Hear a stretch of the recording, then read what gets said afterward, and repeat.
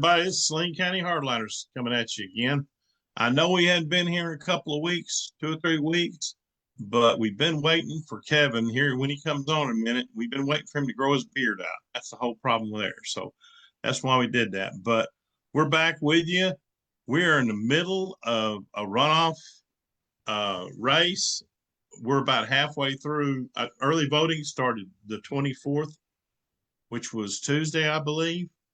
And next Tuesday, the 31st of March, will be the election night. And so we're about halfway through this thing. And I'm not sure if there's Saturday voting. I'm not sure if there's Saturday voting on this one or not. But anyway, we got Bryan Norris back with us again. He's been kind of with us. We've been with him through the whole campaign. We had him on when he first announced he was running, and then we had him on not long ago, right before the I believe it was right before the regular election, which he came out on top in a runoff with Kim Hammer. And so that was the two of them, and kind of gotten ugly, kind of gotten heated unnecessarily too, I'll say on my part. And you know, there's only two in Saline County. There's going to be a sheriff's race, and there's going to be this race are the only two things on our ballot. Now, statewide, there may be some other runoffs. I'm not sure. But anyway, we got Bryan back with us again. He's been working his fanny off. And I was telling him a minute ago, I said, I bet you'd be glad when this is over with. And he just thinks he'd be glad when this nastiness is over with. But Bryan, how you doing? Man, doing better than I deserve. Doing better than I deserve, good sir. Thanks for having me on again, man. It's good. And it was good to finally meet you in person a couple of weeks ago. Oh, yeah. Yeah. Yeah, that was at the old pancake day, wasn't it? Yeah. Yeah. Well, tell us about what's been going on since the runoff started, or before the runoff started, since the primary was over and the runoff started. It's kind of gotten a little, before that, it was pretty civil. It was.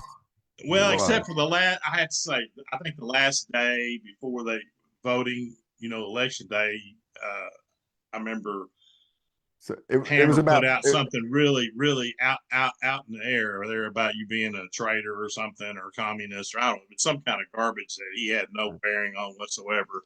I mean, really went overboard. But now he's been going overboard the whole way. And I noticed that you even got RAV, Real America's Voice, which all of us good MAGAs enjoy watching. They even got you going. Yeah. It's crazy. I don't know where all these things are coming from or seeing them, but I'm not upset about it at all. No. And it was about a week before the primary election when that first nasty message went out, and they called me a radical leftist, which was interesting. Interesting position, and said I wanted to destroy the Constitution and erase your freedoms. Right. Pretty bold take. Obviously not true. I don't think they could have come up with a more just ridiculous post, but they're sticking with it. They keep calling me the radical left. They keep saying all these things while they're out. And, that's okay. They're going to run their race. We're going to run ours. We've been consistent. What they're trying to do, in my opinion, is trying to steal my focus, maybe trying to make me lose some sleep and worry about, but I don't make you mad, say something you shouldn't say or don't want to say, I don't need to say. Yeah, I don't value their opinion enough to even give it consideration to raffle me up, I mean, and far better people have done far worse throughout the course of my lifetime. So, I mean, it's whatever. When you've lived in some of the places I've lived, when you've gone through some of the things that I've gone through in my life, like stuff like this, you just can't. I mean, I just laugh. I think a lot of it's funny. The only one that I didn't appreciate at all was the saying I was pro-choice one, which is just sad. It's just so ridiculous. One, that has nothing to do with the Secretary of State's office, so they're trying to play to people's emotions. And two, I'm a 4th degree Knights of Columbus member of the Catholic Church. Mm-hmm. And for those that don't know, the Knights of Columbus, their main priority is the abolition of abortion in total. Sure. And our biggest effort is we supply ultrasounds to pregnancy resource centers, because if a mother can see the unborn baby in her womb, the odds of her getting an abortion basically bottom out. So that's the way that we try to attack it. And then I'm also a board member of Kiwanis here in Batesville, which, Kiwanis is all about children. So Right. I don't believe in just, pro-birth. I'm actually pro-life. Let's help them while they're kids too, and all the way through. So, and then when me and my wife got married, our entire wedding registry was for Pregnancy Resource Center. And, like, this has been a huge staple of my life. And it's just ridiculous. It's just ridiculous. I don't know whether, it's like, I mean, I've followed you real close because I follow all these elections. And yeah, I mean, I'm not sure. They don't even say where they get this from. Sometimes you'll hear, oh, he said this and such, he said something at such and such time. But I guess they're having the theory of this. There's this theory about running for election. Well, we'll lie. We will lie. Mhm. We will just lie about somebody and Yeah, let and them. And what is by that? the time it's over, then they'll figure out it's not true. But what does that say about their leadership style when they want to hold that position, right? If you're willing to do that just to win something, like, how far are you willing to go and sell your soul and your character and your integrity and your values and your ethics just for a seat? I'm not going to do that.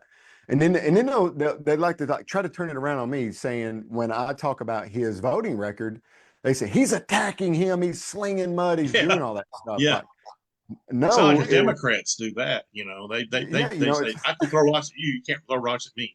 Yeah, stop punching me as they're hitting you in the face. Yeah, right. It's unreal. But what I said to him was like, look, this is his voting record. These things happen. It's public record. And if you think that that's an affront, well, that's a you problem, not a me problem. If you should be proud of the things that you did, right? Yeah. So. And I can't believe that, this is before you were running. This is back when the first session was going on. The last session was going on. I was going up to the Capitol a lot. And, I heard, Hammer would testify there when they were trying to get the police force, the Secretary of State Department police force, when they were doing all the petition regulations, which they passed. Mm-hmm. And thank goodness that police agency didn't get out of committee. Yeah. Thankfully it didn't, because that was just way over the top. Way over the top. You mean that Gestapo force they were trying to make? Exactly. It's exactly what it was. So right there, I've always had, I know Kim, I've talked to Kim many times, and we're cordial and all that, but I've never really supported much.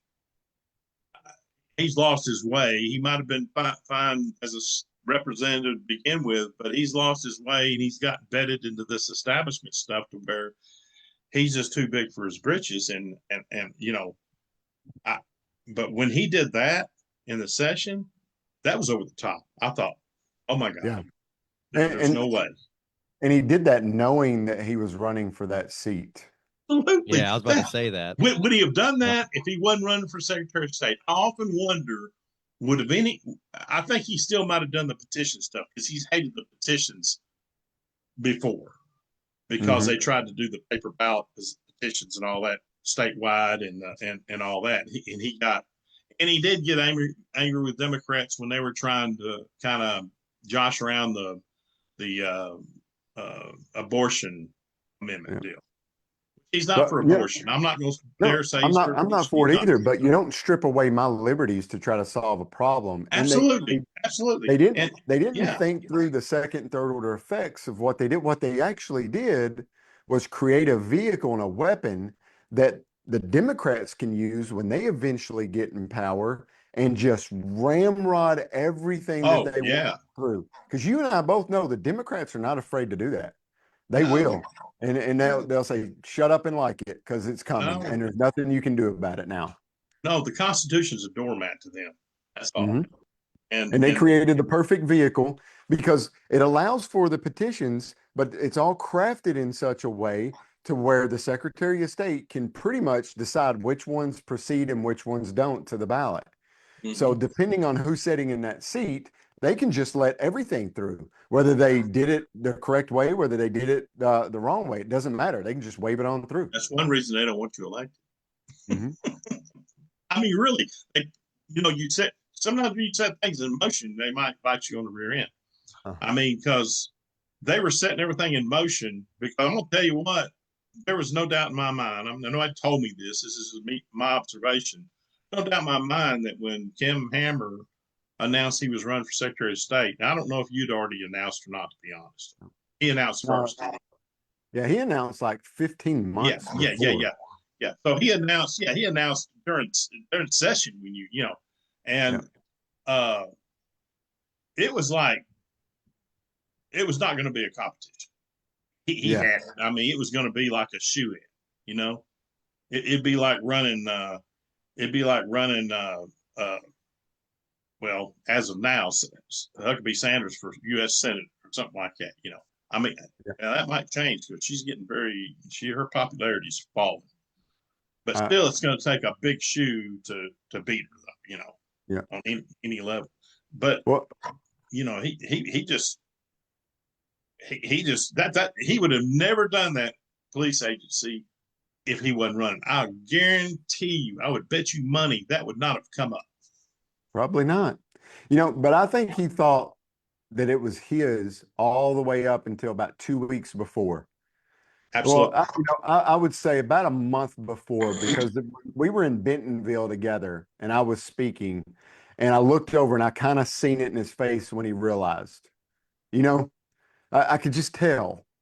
And ever since then, he started acting a little bit differently. He actually started working a little bit more. But, about 2 weeks before the primary, that's when, they really was like, oh, man, we fell asleep at the wheel on this one. They're full-blown panic mode right now. Yep. Because you can tell there's just too much going on. I've seen him run for races before. I've seen him run races as Senate and stuff when he didn't maybe he was running against a Democrat or what have you, and you don't hear anything from him really because he didn't feel like it. But I've never seen him well, I'm not going to say he's campaigning. He has a lot of people campaigning for him. That's the thing that gets me is, I don't know what he does himself, really. He has canceled every event that we were supposed to be at together. There were supposed to be 2 debates. He canceled them for the runoff. And we were supposed to be at another venue together, and he canceled that one. And he canceled all of them last minute. And each one he was supposed to send a surrogate. And then at the last minute, the surrogate called and said they weren't coming. So. Oh, that's convenient. Yeah. Y'all were in one debate, though, weren't you? I keep seeing it on internet. Yeah. Before the primary, we did 3 debates. We did 2 in Texarkana and then 1 in Bentonville. And well, you've been on the show twice before, but by no means everybody's seen it at all.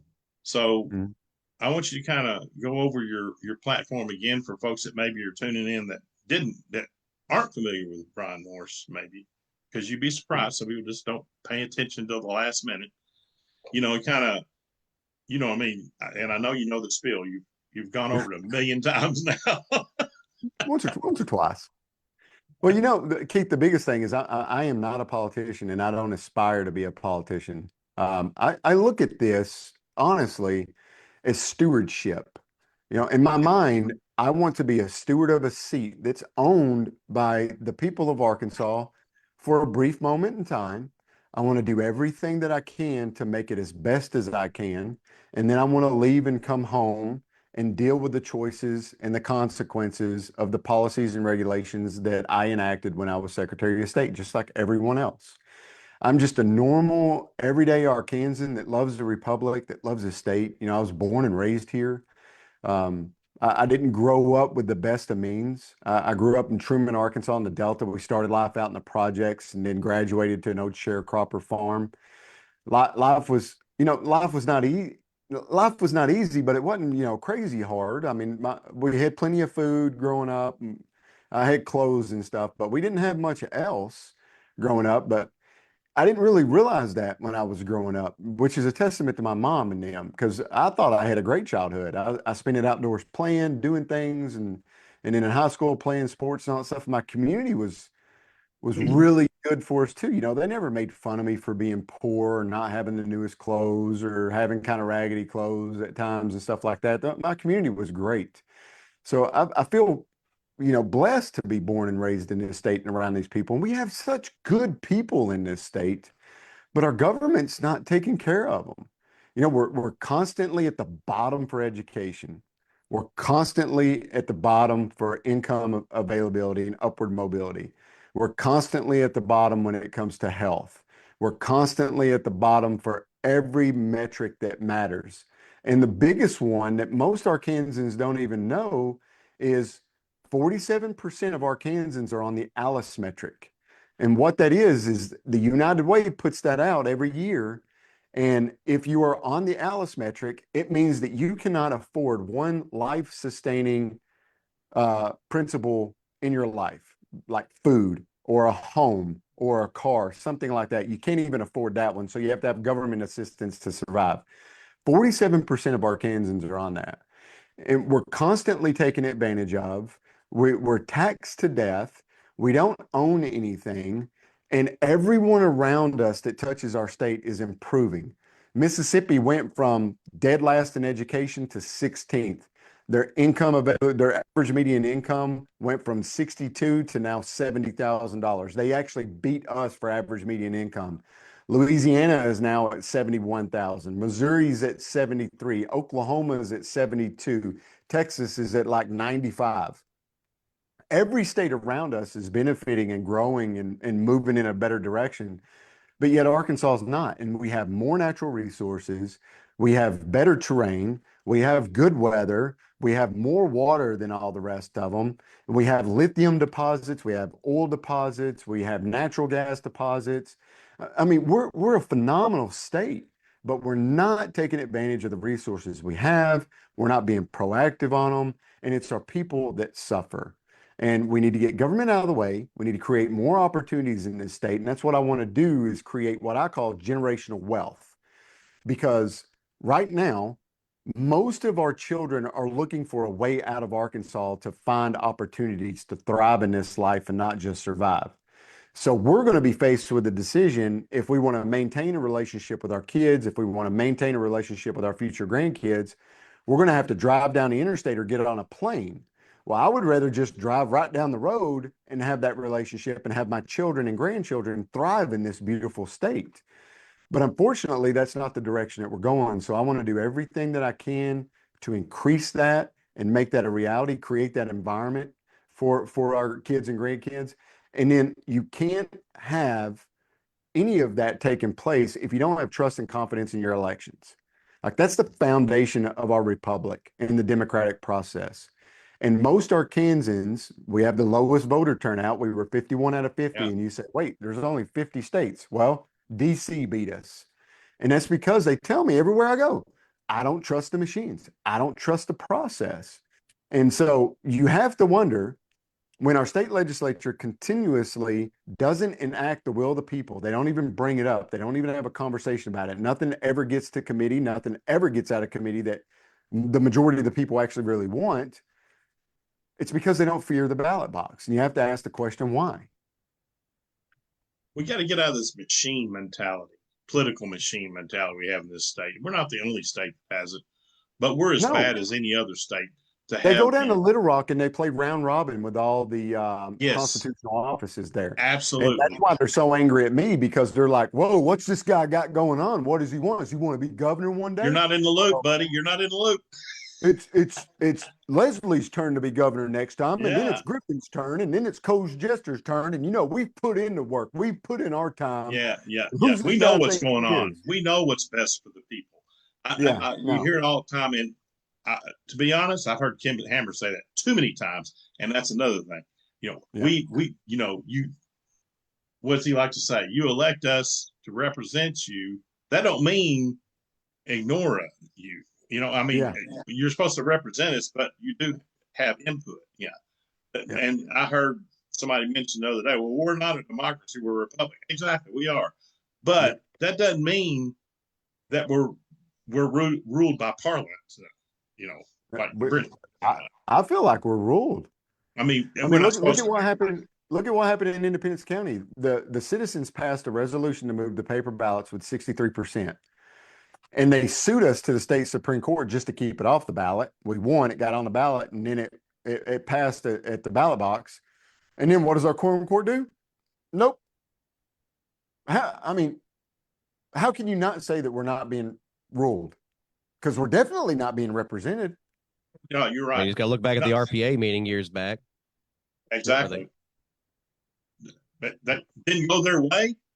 So let's have an executive meeting next week and change the rules. That's all they do. They change the rules, move the goalpost every time that they don't get what they want until they get. And that's where these petition processes came in. Like, how dare these counties think that they can move to paper ballots? We know what's best. The machines are the best.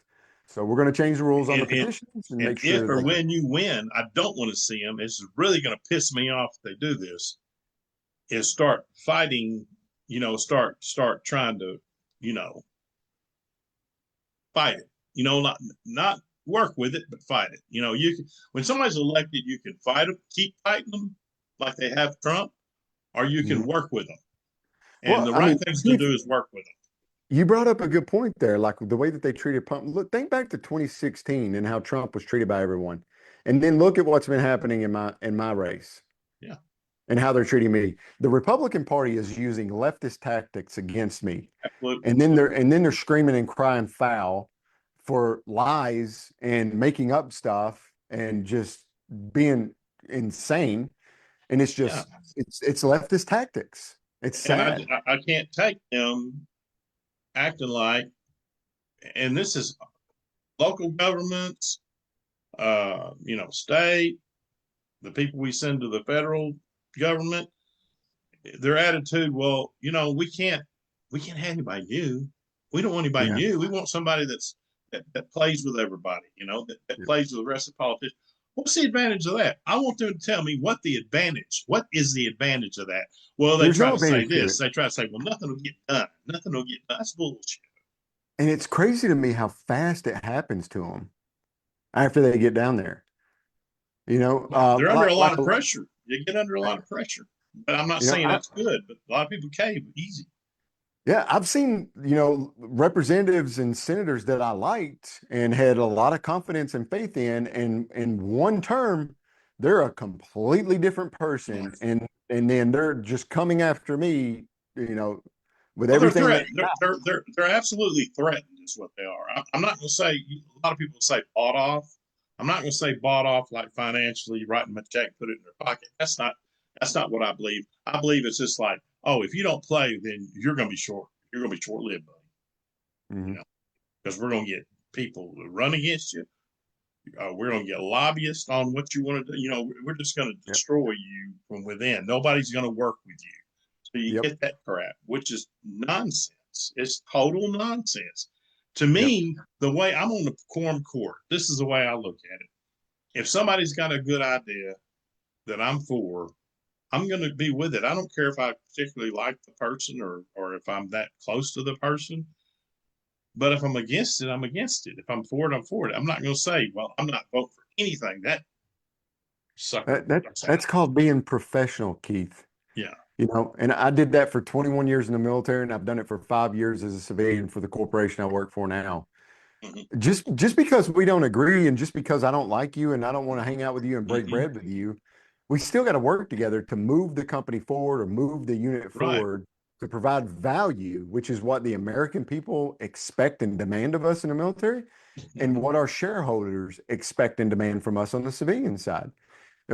But in the legislature, these guys, they get all in their fields, they get all personal, and then they will sacrifice the people order to blackball somebody is what it is. Yeah. Yeah. And something that could be great for the people, but they will use that as a weapon to hurt someone that they don't like in the legislature. Just like they do in the federal Congress, Senate and Congress. They do the same thing. That's why they can't get nothing done. They're too busy beating up on the other guy to worry about what's right. Yep. Doing it right now. They're doing it right now with the SAVE Act. They're doing it right now all the time.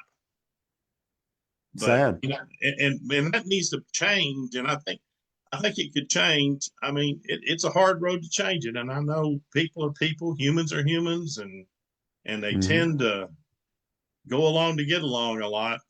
And we do have a few good legislators and senators, but not very many, and not enough to make a difference. No, and it's going to be, you know, the task is going to fall on me to create those relationships, to have some influence, to get some things done that's codified in law, that's good for the people. And I know it's a daunting task. It's an uphill battle, but you know, it was an uphill battle for me to get to where I am No, I today. think it's great. I think it would be great. That's why, you know, I publicly supported you, endorsed you, and Absolutely. you know, Thank you. And I don't do a lot of that being an official, but I did, and I mean it, and I mean, I can say it here, I'm still for you. And as far as the other constitutional officers, and if everybody doesn't know what constitutional officers are, it's the governor, lieutenant governor, the auditor, the secretary of state, attorney general, land commissioner, and treasurer. That's the constitutional officers. They're all elected officials, and they all have their own powers. And the lieutenant governor probably doesn't really do anything but wait to be governor, but the rest of them, you know, do have, I guess they're the president of the Senate, like in the federal, I don't know, but anyway. But as far as your job, you know, I'd say the two most powerful jobs are Secretary of State and Attorney General. Those are the two, besides governor, those are your two jobs that are the most visible, I would say. Yeah. And the ones we got right now, they're all establishment. Every one of them, all 6 of them or whatever, 7 of them, they're all establishment. So when you're elected, you know, you'll be the different one, and they don't like that. They don't like different. Tell everybody, tell everybody that doesn't know. A lot of people don't know. You know, I think a lot of people get Secretary of State confused with Secretary of State of the United States, which is a totally different, has no similarity whatsoever in the two jobs. But tell them what the state Secretary of State, what their main job is, you know, because I think a lot of people don't know. Okay. Well, in Arkansas, the Secretary of State has 3 primary responsibilities, and that's elections, that's business, that's maintenance of the Capitol grounds. There's a couple ancillary things underneath that, like chief record keeper of the state, and a couple other little things. But those are the big 3. That's what everybody cares about. So when it comes to elections, the Secretary of State is the chief election officer of the state. He's responsible for certifying elections, for certifying the manner in which elections take place, for educating the county election commissioners on what the process needs to look like, what right looks like, how to do things, providing funds to purchase the necessary equipment beyond what the counties can afford for themselves, and to augment that and do things of that nature. Also, voter education and outreach throughout all 75 counties regarding elections as well. When it comes to business, when you file for an LLC or a 501c3 or 501c4, or you want to get incorporated, you want to do anything like that, pay your taxes for your business and all that stuff, that goes through the Secretary of State's office. Nonprofits, all that stuff, right? All that stuff does. And then for maintenance of the Capitol grounds, like it just sounds like that, but what's included under that umbrella is security of the Capitol, security of the legislature when they're in session, and then obviously the maintenance of the Capitol grounds, assigning parking places, assigning office spaces, you know, determining who gets to use what and when and all that stuff, organizing all that. So, I mean, that's a pretty big task in of itself. So in totality, the Secretary of State deals with a lot. It's a very work-heavy responsibility. Now, how do I fit in that, and why would I want to run for this? Well, I'm interviewing right now with my future employers out there. So let me tell you the credentials and why I think I'd be a good fit for it. The Secretary of State position in Arkansas is a leadership managerial position. That's it. I have 21 years of leadership experience in the United States Army, from team leader all the way up to Operations Sergeant Major. I was not a Sergeant Major, but I did sit in the seat and hold that responsibility for a while. And I have all of the military education that goes along with that. And I have done that in garrison, stateside, and overseas. And I have done that in combat zones. So I have the high stress, high tempo responsibilities in those leadership positions, as well as a little bit more relaxed and training style and stuff back in Garrison. I have my master's degree in transformational leadership. I have my bachelor's in business management, and I have a project management certificate. And I've been a project manager for a Fortune 500 company now for almost 5 years, managing global complex projects, whether that's, putting together factories, changing out assembly lines, changing CRM, changing SAP, anything that you could think of that a major manufacturing corporation would deal with. I handle projects associated with that. And, at any given time, I may have anywhere between 3 to 9 projects. Right now I'm sitting at 7. And some of those projects are in Europe. Some of those are across the United States. Some might be in Mexico. Some might be in Australia, India, China, all over the place. And so managing all that with all those time zones, different cultures, different people, different things, creating buy-in and orienting them on a team to achieve success in a desired end state is something that I do all the time, just like I had to do in the military. People rotate out constantly. New leadership comes in, new soldiers come in, old leadership leaves, people rotate, and you've got to get them on the team. You got to get them trained. You got to get buy-in. You got to orientate them, and you got to explain the why to them and get them out the door as a unified front to achieve success. So I've done that, and I've been successful at it. I achieved the second highest rank an enlisted man can get. I would have been sergeant major, but I decided to retire. So I would have achieved the highest rank that you can as an enlisted man, but I didn't want to do it. Wanted to go on, try other things. COVID was happening, and I just wasn't a fan of the way that the Army was going. So I was ready to roll out. They lost a lot then, yeah. And Biden was elected, and I was like, I did 8 years under Obama. I'm not about to do Obama 3.0 and check it out again. So I rode out. Yeah, that's when I got out, was Obama. Yeah. I don't blame you, man. It was pretty rough. They're at the end. Well, they did everything they could to destroy the military. They did every possible thing. Those 2 presidents did everything they could to destroy the military. Successful, man. And to divide it, and to make it a social experiment. They were successful. And that ain't what it's for.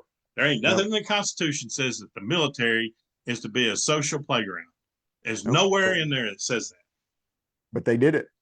And they were successful at it. So, and you know what? When they get back in, they'll try to do it again. And I don't even, that's a story for a different show. I don't even want to think about that. But but right now, I think there's been a big improvement. I'm not gonna get off on that, but I've been watching all that stuff. I think Pete's doing a good job, Secretary of War myself. Yeah, I thought Secretary of War. Yeah, he was great. Yeah.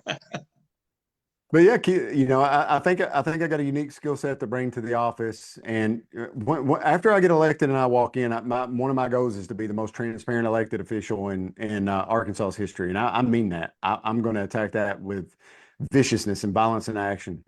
And I'm going to show up and work. I'm not there to hang out. I'm not there to sip coffee. I'm not. I am there to show up to work. And there's been a rumor that I've been told from many people down at the Capitol that Norris is going to come in, he's going to fire everybody in the office. Like, no, I'm not. That would be irresponsible and would not be justice to the employees that's been sacrificing there for so long. But what we will do is define roles and responsibilities and duties of every position. We will lay out in an SOP what it is that you do. You got to evaluate what you got. Counseling sessions. And we will, and this is the way that I'm going to do it. Look, here's your duties, roles, and responsibilities, and this is what I expect of you in this position. And then I'm going to slide them a piece of paper, and I'm going to say, take the next 2 weeks and write down everything that you expect of me as your supervisor and the Secretary of State. And then bring that back, and we'll close out our counseling session. Because I believe in that. If I am the leader and I am demanding something of you, well, that's a two-way street. I am responsible for teach, coaching, and mentoring you, providing you with the resources, providing you with the ways to achieve success, ways to get promoted, ways to get a raise, all these things that you want as an individual to grow, because what's good for you is good for me, is good for the people of Arkansas. And I genuinely want that from everyone. And we're going to define that, but we will work. We are going to be value added to the people of Arkansas. We are going to move this needle forward, and we are going to push with violence of action to get agenda items checked off and just keep knocking down targets as long as I sit in that seat. Sound like a DOGE-style audit right there. Yeah. We will do that when it comes to business. Absolutely. We will do one of those. Well, the Lord willing, you get in there. I'm really excited about being a change, about getting somebody in there to stir the pot a little bit. If nothing changes, we got some stagnant water going on, laying around in there. That we do. That it's just, and it's been that way a long. That's why it's hard to change it. It's been that way a long time. It's no different than when I was growing up, the Democrat dominant days, which are exactly the opposite of now. Now you got the Republican dominant days. You get the Democrat dominant days where you couldn't get in there as a Republican for nothing. Well, now it's the other way around. Well, one of the things that's crazy is, I was talking. Changed. Yeah, I was talking with Brian King, and since the Republicans have been in power since 2013, there was only one person in Little Rock that made over $100,000 a year. Staff members, elected officials, all of them. Only one in 2013 made over 100K. Now there's over 35. In the state government in the state government? In Little Rock, that work in Little Rock, yes. Yeah, I believe that. Well, hey, Brian, I got a question for you. Randy Sams asked this question right here. How many political PACs have supported the Norris campaign compared to Hammer? It to me, that's given me money is one. Well, I think it was 2 PACs, but they were both from Conduit. So do you call that 2 PACs or just one? Not sure. Yeah, I don't know. Not sure either. Because they got several different PAC organizations, but they're all Conduit for Action, Conduit for Commerce, Conduit PAC. They would probably be considered different PACs. But I know that Hammer's got, I don't know, man. I was reading the Democrat Gazette today, and there was an entire paragraph that listed all the PACs. He's got like, yeah. There's PACs and PACs. There's all kinds of PACs. There's other PACs out there that are doing things apparently in support of me, but I don't know anything about them. You've got some people behind the screen, behind the, of course, you got a couple of national endorsements. So, you could see some of that hit coming and you don't even know it's happening. But, what's crazy, Keith, is like they take photos and videos and stuff off of social media and interviews and they make this stuff with it. And I'm like, and then all of a sudden I see this advertisement and I'm like, well, who the heck did that? Thank you. Awesome. I told you, I saw one on Real America's Voice the other day. It was played more than once. In one, I was watching the Steve Bannon show, and I mean, it was like, people, I watch Steve Bannon, so if y'all don't like it, that's too bad because I still watch it. But anyway, it played maybe 3 or 4. They have a lot of repetition commercials because they, to pay for their network. So, but there was several times it was against Hammer for you, and I was going, and I didn't think you did it. I figured it was RAV themselves because I don't have the money to do it. I mean, they support you broke right now, and a lot of it's because of all the pushback on the voting stuff. I mean, you got Michael Lindell. He's a big paper ballot guy, and Hammer made him mad a long time ago. Yep. So, yes, he did. Just by way, you're getting a lot of good extra support, And I'm all about it because, we don't have the money to do that. We've sent one mass text message during this entire campaign because we can't afford to do anymore. No, you don't have the machine money. You don't have the machine money. You just don't have it. I mean, I know what that's like. When I ran, I didn't have, nobody wanted me in there that was in there. Does that make sense? Nobody wanted me in there that was in there. I know the feeling. Nobody. But it wasn't as big a position, so it wouldn't push back as hard as you're getting. But still, I wasn't supposed to win. It's pretty incredible. It's pretty incredible how they get lockstep together. Yes. And they all start messaging out the same thing, whether it's true or not. Yes. And they just toe the line and they go. And it's pretty strange. Yes.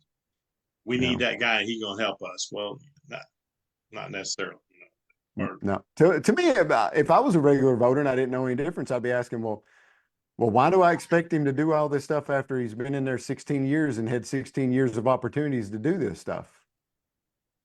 you ever hear the people joke about they don't ever do it? They always say, I'm going to go vote. I'm going to vote for everybody that's not in office. Yep. There's a lot of people that's been saying that. I know. I'm vote for everyone that's not incumbent. So, I don't know. I don't think that happens, but you have a lot of people say that. So you might have some to do that.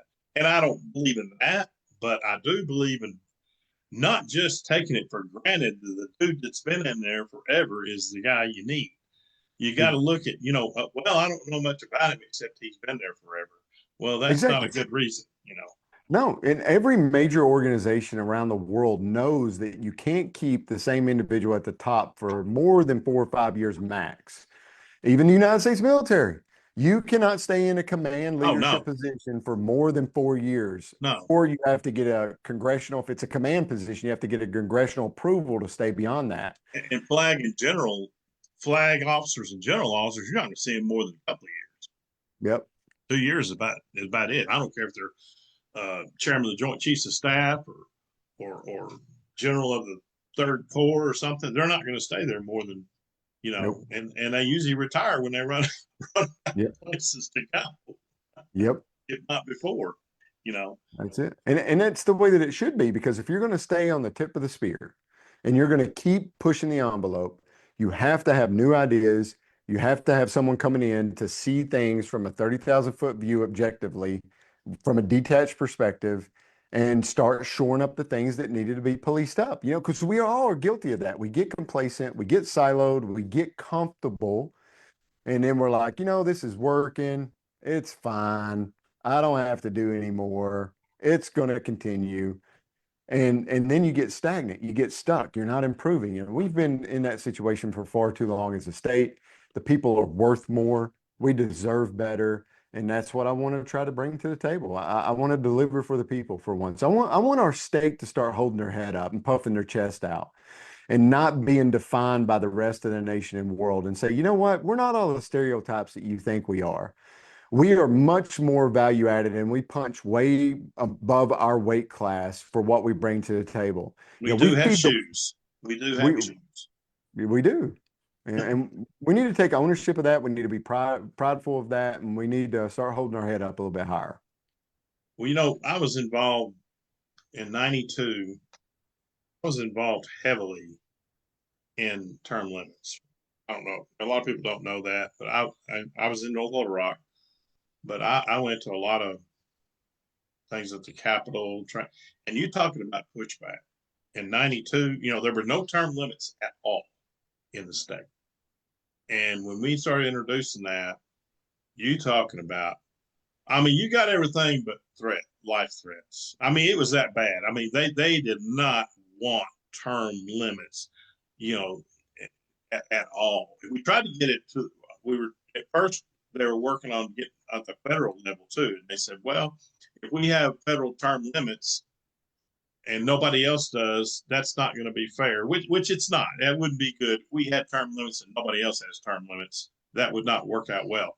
But we were trying to get it anyway. That got thrown out by the Supreme Court, and then they but we did get it within the state. And it was pretty. It was kind of like the paper ballot fight. It was that bad. They just did not want that at all. It wasn't going to work. Of course, they can't say it's because we want to stay in office forever. They said it was because it was going to dilute the system, and they're going to be up there 2 years, and they're not going to know. They're just going to be learning how to do something, and then they're going to be put out. Well, it was more than 2 years. I think we started out with the 6-year representatives and 3 terms for state representatives, 2 terms for senates is 8 years. Okay, well, then not long ago in 14 or whatever, they monkeyed with it, and they fooled everybody into lightening it up, which now it's lighter, but at least we still got it. But I'm a big advocate. I'm involved with the Convention of States. Mm-hmm. And the reason why is because that's the only way you're going to get term limits for federal officials. They're not going to vote it for themselves. So that was my little thing I was going to say about how they have to learn to get used to things when you put them. Yeah. And I hate that excuse like, well, it's difficult to learn the process and it takes time. And, there's so much institutional knowledge that's lost when we roll it out. Like, I love institutional knowledge. shut up. You know what you guys said about me? You said I could never be successful. There was no way I could win. You laughed at me. I'd never ran a political campaign before either, and I jumped You're right saying into you're it. too dumb and stupid to do the job. What they're saying, when they say that kind of stuff, Yeah. that's what they're saying. That's what they're trying to say. Yeah, Well, this guy that's too dumb and stupid just ran his first ever political campaign, and it was for a statewide office, and I took the top spot. And so most what of does the that people say voted about for you? The majority. What of does people that say about the rest of you? Yeah. Yeah. Well, it is what it is. You got you want to put your contact information out there again for the last moment donators or helpers. Everything that we're raising money for, guys, is to cut through the noise and to get our message in front of as many people as possible, and to let them know that yes, we won on March 3rd, but there's another election that you still got to vote for. It's amazing how many people think, well, he already won, I voted for him. True, but there's another election you got to go out and get. So if you can help us get this message out, you can do so at bryannorris.org. That's BRYANNORRIS.org. And if you'd rather send a check, you can, there's a PO box and everything on that address, on that website too, where you can send a check to, and every single thing that we get is going to go straight for that. And guys, just so you know, my opponent outspent me 3-1 before the primary. Oh, absolutely. I have done everything that I could to be a good custodian and steward of the funds that you guys give me and be efficient and effective with every dollar. And I think you can see that now that I was doing that quite well. If you want to send me an email, you want to give me an opportunity to earn your vote, you can do so at norrisforarkansas@gmail.com. And I just want a fair opportunity to earn it from you. I don't expect you to give it to me. I want to work for it. And his opponent has gotten a gaudy, outrageous amount of money. And I don't know if people realize how much. And it's public knowledge, but not very many people go down to the courthouse or go on the Secretary of State's website, and you can see what everybody's gotten, and where they got it from. If it's over a certain amount, I think it's $500, $1,000, something like that. So I'm not letting the cat out of the bag, but I don't know how much he's gotten. But it's in the millions. It's been over. I think he's close to $1 million in total. Yeah, if you count the PACs and stuff. And we're talking about a Senate race, a state Senate race, which you're covering about an 80,000 population area. Whereas, I'm sorry. I'm thinking about Senate race. You got 3 million people, over 3 million people. I was thinking about Senate races about 80,000. So, but either way, and I know it costs a lot. Do you need any help? You ask for volunteers or anything? You need volunteers for absolutely. Phone banks, things like that. Last minute absolutely. texting, right things now, like that. Right now, we got about 227 volunteers on the roads. If you want to come on and help out with that, we're going to be doing a big push this weekend for door knocking across the state, text banking, and phone banking. Our text banking has to come from your personal cell phone. So if you want to do that, great. If not, we totally understand. But if you want to send emails, if you want to make phone calls, you can sign up to be a volunteer on that website, and we'll get you on our web application that we got running, and we'll set you up and teach you how to do it. And we'd love to have you. Because we're coming down to the stretch. We're on the stretch. After today, we're on the stretch. We got what? We just got Friday, Saturday, Monday, and Tuesday. 4 voting days left. Yeah. And the big day, of course, Tuesday. And you will have a lot of people come out on Tuesday. People say everybody votes early. Everybody don't vote early. There's probably still as many people vote the day of election as the whole week. 50-50. Yeah, it is a lot of people. Oh, nobody votes on. Yeah, they do vote on election day too, which is fine. But nowadays, most everybody's voting early. To try to. But I will encourage everybody to get out and vote. Always get out and vote. It's so important. And don't take it for granted, guys. Do not take it for granted. Go vote. Bring your family. Get your friends. Get them off the couch. Get them out of the house. Go and vote. If you want change. If you want to finally start moving things in a different direction, this is our opportunity, guys. It's not me. I'm just the one that was willing to go for it and do it. It's you, it's us that's going to make this thing happen. And number one, after you go and do that, I expect you to hold me accountable. I want you to hold me accountable. I want you to do on-the-spot corrections and say, hey, hero, you're slipping up a little bit. You need to azimuth correct and get over here. That will help They don't me. like you, they're welcome to vote you out 4 years, you know? Yeah, absolutely. But you know, my goal is to do the best that I can. And when I start making some mistakes, yeah. which we all do, give me a course correction and I will thank you. Yeah. And I'm gonna say it, you know, nobody has to say it, but it's for the people, it's their civic citizenship duty. It is. It's their duty. It's your duty as a member of this it's your republic. duty, as well as if it's your duty to, if they call you in armed, if we have a big war and they have a draft and they call you for service, it's your duty to do that. It's not your duty to get out of it. It's your duty to do it. If you can't, you can't. But don't make up reasons. It's your duty to do it. You can do something somewhere. Same with voting. It's your duty to vote, because, you know, we can't get better if we don't vote. We can't get Absolutely. better. So, That's right. Brian's been great having you on again. Yes, And sir. we'll be talking again soon, because I am going to Yes, sir. talk to you after this is over with too.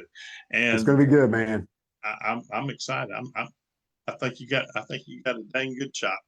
I think you do. I agree. And I agree. so But we got to finish. We got to finish the race. got to finish hard. Yeah. Yep. That's right. Got to finish hard. But there is light at the end of the tunnel. Yep. We're Finally. here. Been a long run, hadn't it? Oh yeah. Yeah, but it's been fun. When did you start really getting out of work? June. About a year ago? June. Yeah, almost a year. Yeah. Yeah. Yeah, that's about right. Well, my man, be good talking to you.